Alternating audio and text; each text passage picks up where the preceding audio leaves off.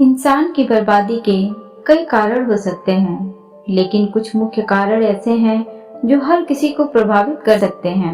इन कारणों को जानकर हम अपने जीवन को बेहतर बनाने के लिए कदम उठा सकते हैं। आज की कहानी एक सन्यासी की कहानी है। आज मैं आपको यह कहानी बताने जा रही हूँ कि इंसान की ऐसी कौन सी गलतियाँ होती हैं जो इंसान को बर्बाद कर देती हैं। अगर हम अपनी बर्बादी का कारण जान लें तो हम अपने जीवन को खुशहाल बना सकते हैं। बहुत समय पहले की बात है। एक नगर में एक धनी सेठ रहा करता था। उस सेठ के पास सभी प्रकार की सुख सुविधाएं थीं, लेकिन उसकी कोई संतान नहीं थी। संतान के दुख में वह हमेशा चिंतित रहता था। फिर एक दिन उसे पता चला कि उसकी पत्नी गर्भवती है और वह अपनी पत्नी का बहुत ख्याल रखता था। इसलिए एक दिन उसके घर एक बेटी का जन्म हुआ। पुत्र जन्म से सेठ बहुत खुश हुआ, कोई कसर नहीं छोड़ी। उसका बेटा देखते ही देखते बड़ा हो गया। तब सेठ ने अपने बेटे को गुरुकुल भेजने का फैसला किया ताकि वह पढ़ लिख कर विद्वान बन सके। ज्ञान प्राप्त करने हेतु गुरुकुल भेज दिया। गुरुकुल में वह बच्चा अच्छे से पढ़ाई करता था और अपने गुरु की सभी आज्ञाओं का पालन करता था। ऐसे में वह बच्चा धीरे धीरे वहाँ का सबसे होनहार छात्र बन गया। गुरुकुल में बालक ने सभी वेद, पुराण और शास्त्रों का अध्ययन किया और एक महान विद्वान बन गया। लेकिन कहते हैं ना कि समय कब बदल जाएगा यह कोई नहीं जानता। ऐसे ही एक दिन किसी प्राकृतिक आपदा के कारण उसके माता पिता की मृत्यु हो गई। और जब उसके माता पिता की मृत्यु हुई तो बच्चे की शिक्षा पूरी नहीं हुई थी। और जब बच्चे ने खबर सुनी कि उसके माता पिता अब इस दुनिया में नहीं हैं और उसका सब कुछ बर्बाद हो गया है, तो लड़का इस सांसारिक मोह में बह गया। इसके बाद लड़के ने कहा कि गुरुकुल से अपनी शिक्षा पूरी करने के बाद वो अपना पूरा जीवन लोगों की भलाई में बिताएगा। फिर जब बालक की शिक्षा पूरी हुई तो उसके बाद बालक साधु बन गया और वह सांसारिक चीजों से दूर हिमालय के जंगल में चला गया। अध्यापन को विश्राम देते हुए समय के साथ उसके सन्यासी की चर्चा चारों ओर होने लगी और दूर दूर से लोग उसके पास शिक्षा लेने के लिए आने लगे। और बहुत से लोग अपनी समस्याओं का समाधान पाने के लिए भी उसके पास आने लगे। वह समस्याओं का समाधान बड़ी आसानी से कर देता था, जिससे वह पूरे राज्य में प्रसिद्ध हो गया। परंतु जिस नगर में वह रहता था वहाँ का राजा क्रूर व्यक्ति था। जब राजा को तपस्वी के बारे में पता चला तो उन्होंने तपस्वी से मिलने का फैसला किया। अगली सुबह राजा तपस्वी से मिलने के लिए अपने महल से निकल गया और फिर वह उसकी कुटिया की ओर गया। और वहां पहुंचकर राजा ने जब उसे साधु के रूप में देखा तो वह उसे देखता ही रह गया। उसके चेहरे पर एक अलग ही तेज था। जब वह साधु के पास पहुंचा तो उसे असीम शांति का अनुभव हुआ। साधु को प्रणाम किया और उसके पास बैठ गया और उसे बातें करने लगा।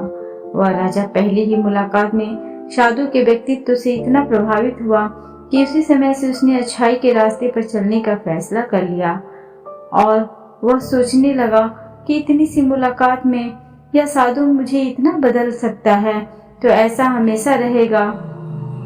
तुम मेरे साथ रहोगे तो मेरा जीवन बदल जाएगा। और यह सोचकर राजा साधु से अपने महल में चलने का अनुरोध करने लगा। राजा का आग्रह सुनकर सन्यासी मना नहीं कर पाया और वो राजमहल चलने को तैयार हो गया। तब राजा सन्यासी को महल की ओर ले गए।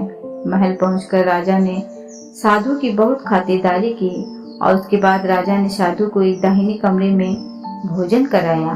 भोजन के समय साधु ने राजा को धन्यवाद दिया और राजा से जाने की अनुमति मांगी। यह सुनकर राजा ने कहा कि आप हमारे बाग में जब तक चाहे तब तक रह सकते हैं। आपको यहाँ किसी भी प्रकार की असुविधा नहीं होगी और आप यहाँ रहेंगे तो हमारे लोगों को भी अच्छा लगेगा और हमें भी अच्छा लगेगा। यह सुनकर साधु ने राजा का प्रस्ताव स्वीकार कर लिया। राजा के आदेशानुसार सेवकों ने एक सुंदर कुटिया बनाई। उसके बाद साधु उसी कुटिया में रहने लगा। राजा ने उनकी बहुत सेवा की, लेकिन कई वर्षों के बाद राजा और रानी को किसी जरूरी काम से दूसरे राज्य में जाना पड़ा। लेकिन उन्होंने साधु की सेवा के लिए एक सेवादार नियुक्त कर दिया।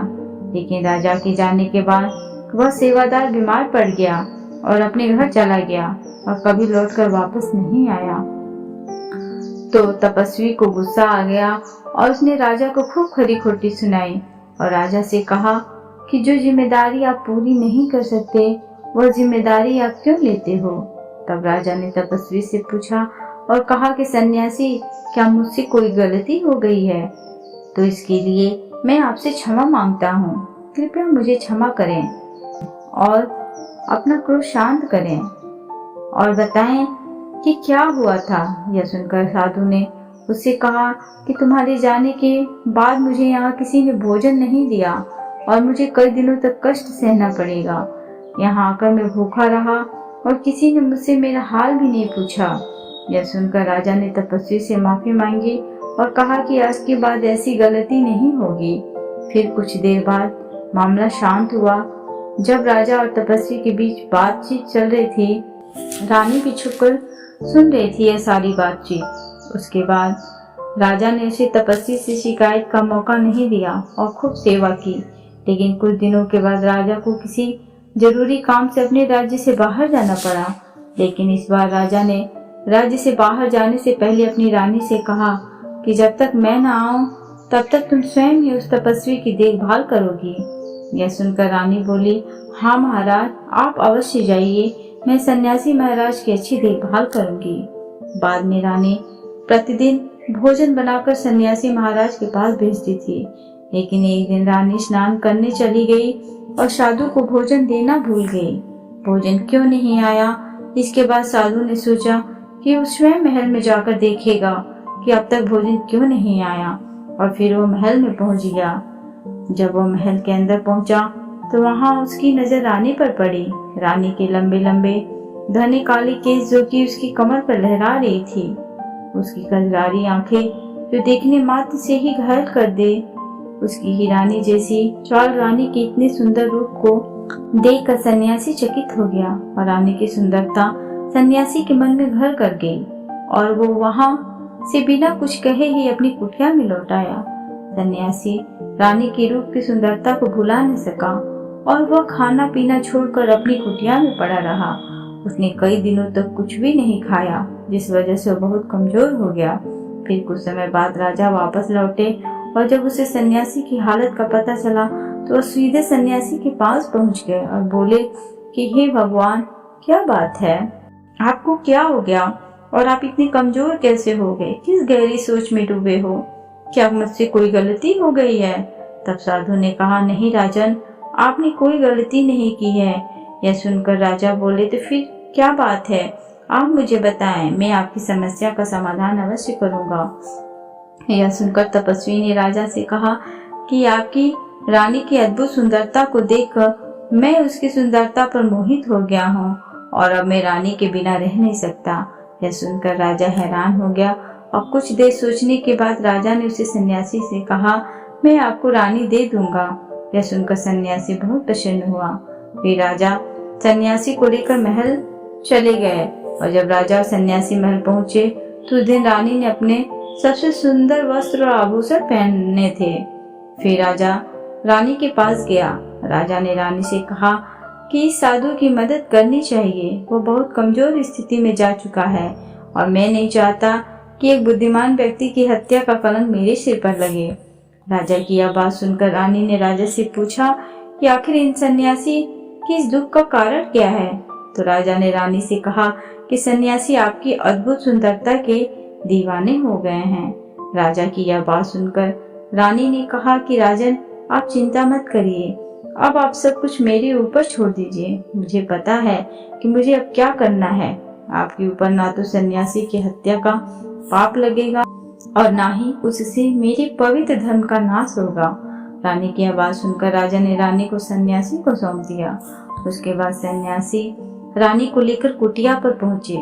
जब रानी सन्यासी की कुटिया पर पहुंची, रानी ने सन्यासी से कहा कि हमें रहने के लिए घर चाहिए, हम इस झोपड़ी में नहीं रह सकते। यह सुनकर सन्यासी राजा के पास गया और राजा से जाकर बोला कि हे राजन, हमें रहने के लिए घर चाहिए। सन्यासी की बात सुनकर राजा ने उनके लिए घर का प्रबंध कर दिया।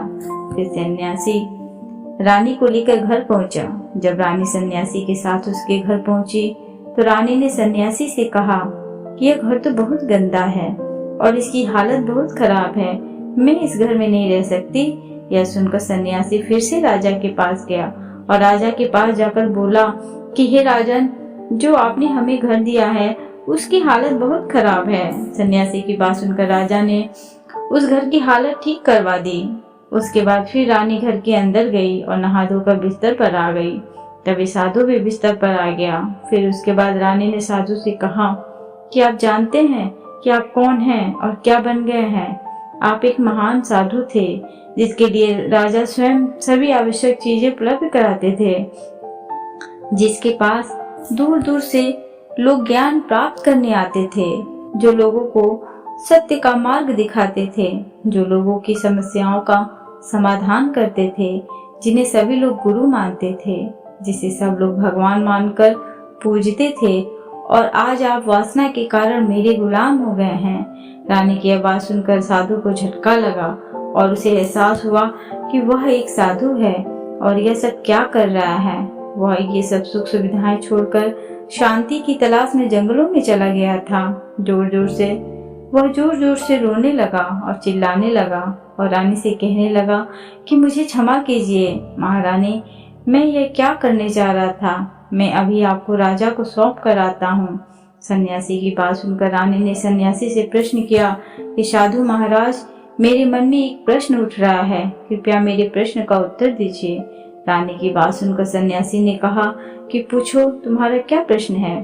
फिर रानी ने कहा कि जब आपको उस दिन भोजन नहीं मिला तो आप बहुत क्रोधित हो गए। तब मैंने आपके ये रूप पहली बार देखा था और तभी से मैं आपके व्यवहार में परिवर्तन महसूस कर रही थी। ऐसा क्यों हुआ साधु महाराज, आखिर आपको इतना क्रोध क्यों आया।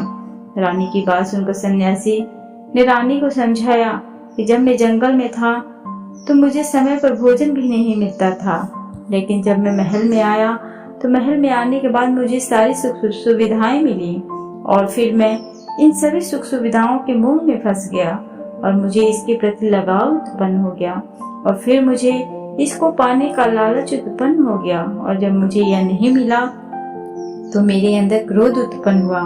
फिर सन्यासी ने कहा कि महारानी, सच तो यह है कि अगर इच्छा पूरी नहीं हो तो क्रोध उत्पन्न होता है और अगर इच्छा पूरी हो जाए तो लालच बन जाता है। फिर सन्यासी ने रानी से कहा, यह इच्छा की पूर्ति ही मुझे वासना के द्वार तक ले आई है और मैं आपके प्रति आकर्षित हो गया। इसके बाद वो सन्यासी रानी को लेकर राजा के पास गया और बोला कि राजन, मुझे क्षमा कर दीजिए, मुझे अपनी गलती का एहसास हो गया है।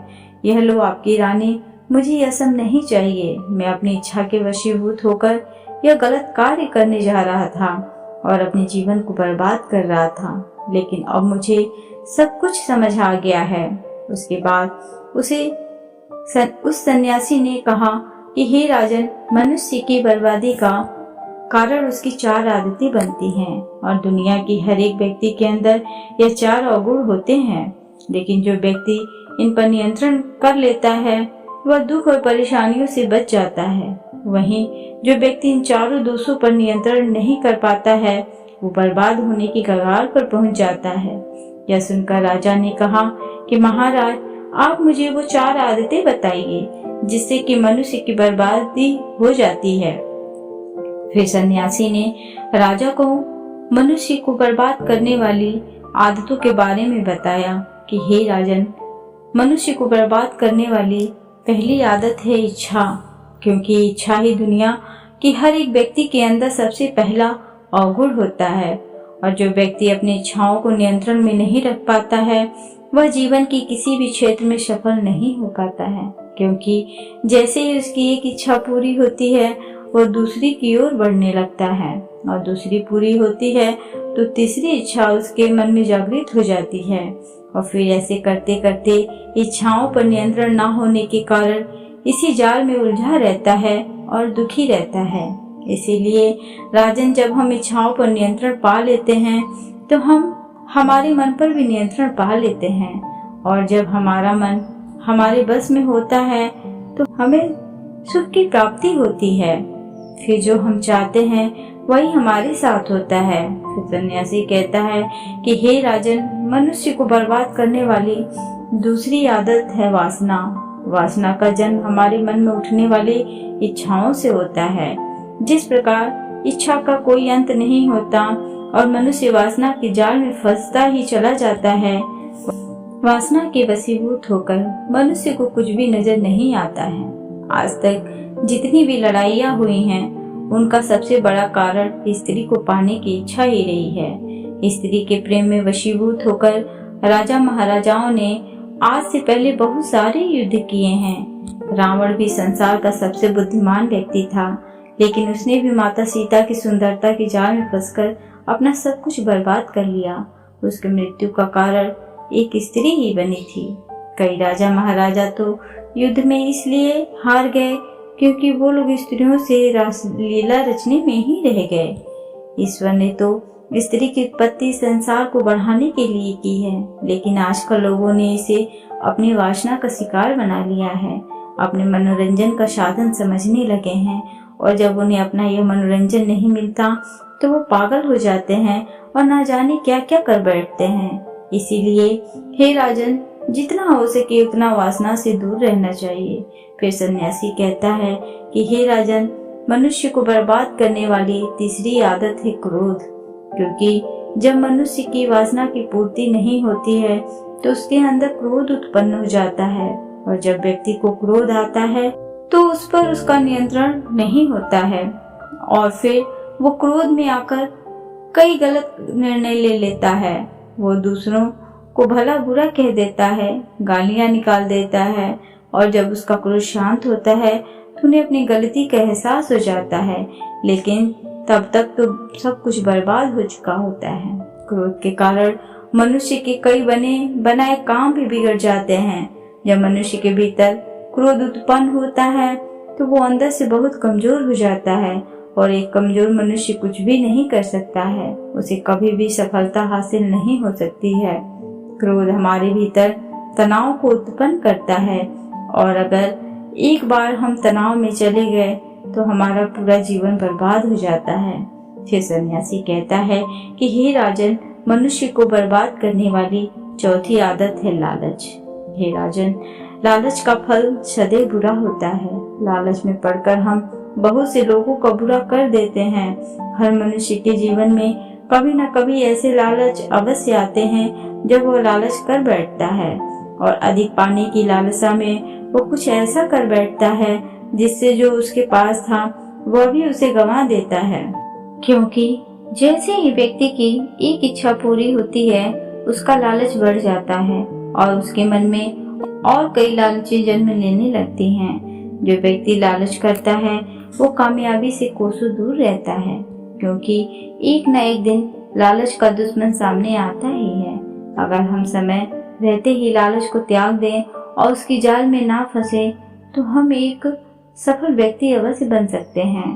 फिर अंत में सन्यासी राजा से कहता है कि हे राजन, अगर मनुष्य चारों आदतों को छोड़ देता है तो उसे जीवन में सफल होने से कोई नहीं रोक सकता। जो इन आदतों को नहीं छोड़ता है उसे जीवन में बर्बाद होने से कोई नहीं रोक सकता। मैं एक सन्यासी होकर इसकी जाल में फंस गया था, तो सामान्य मनुष्य तो इससे बच नहीं सकता। इसीलिए हे राजन, मनुष्य को इन आदतों से हमेशा बचना चाहिए। दोस्तों, तो आपको ये ऑडियो कैसी लगी हमें कमेंट बॉक्स में कमेंट करके ज़रूर बताएं। साथ ही ऑडियो को like and share and subscribe करना ना भूलें। Thanks for watching.